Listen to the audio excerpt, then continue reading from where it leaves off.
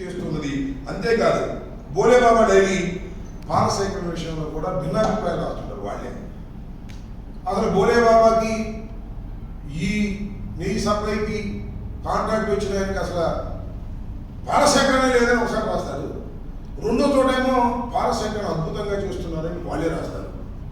ఈ రకంగా రకరకాల భిన్న ఉత్తరప్రదేశ్లో 60,000 మంది దగ్గర నుంచి పాడిని వీళ్ళు సేకరిస్తున్నారు బోలేబాబా వాళ్ళని ఒకసారి ఫైండింగ్ ఇస్తారు, రెండోసారి ఏమో అసలు పాల వ్యాపారంతో సంబంధం లేదు ఇస్తారు.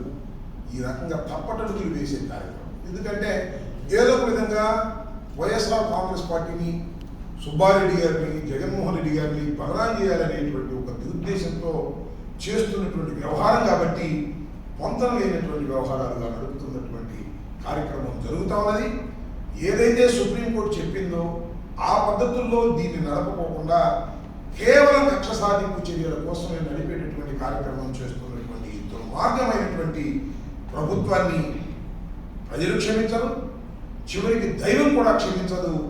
ఇప్పటికైనా తెలుసుకొని బాబు కొడుకులు వైఎస్ఆర్ కాంగ్రెస్ పార్టీ మీద కక్ష సాధించే కార్యక్రమాలు చేయొద్దని, అలా చేస్తే మీరు ఆ పాపాన్ని అనుభవిస్తారని కూడా ఈ సందర్భంగా నేను చెప్పదలుచుకున్నాను. కోర్టు పరిధిలో ఉన్న విషయాలు వాళ్ళు ఎందుకని రేస్ చేస్తున్నారు సార్?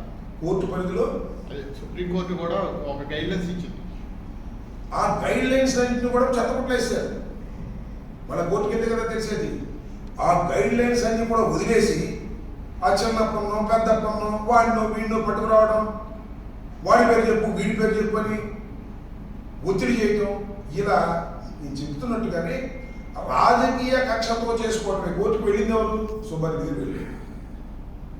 సిబిఐ ఎంక్వైరీ కూడా వీలున్నారు. సిబిఐ డైరెక్టర్ పర్యవేక్షణ జరగాలన్నారు.